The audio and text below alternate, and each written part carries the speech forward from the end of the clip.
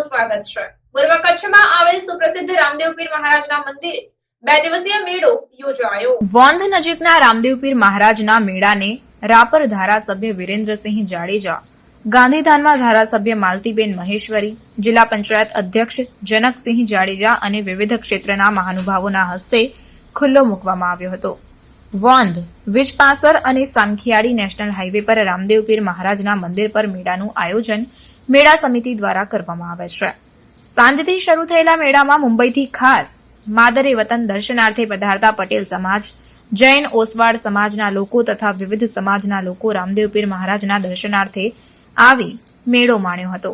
2 દિવસ માટે યોજાતા મેળામાં પૂર્વ કચ્છ પોલીસ અને એસટી નિગમ દ્વારા સારી વ્યવસ્થા કરવામાં આવી હતી, તેમજ ભચાઉના કિશોરભાઈ જીવરામભાઈ પ્રજાપતિ પરિવાર દ્વારા વર્ષોથી ભોજન પ્રસાદની વ્યવસ્થા અને ભજનનું આયોજન કરાતું આવ્યું છે, જે આ વર્ષે પણ કરવામાં આવ્યું હતું।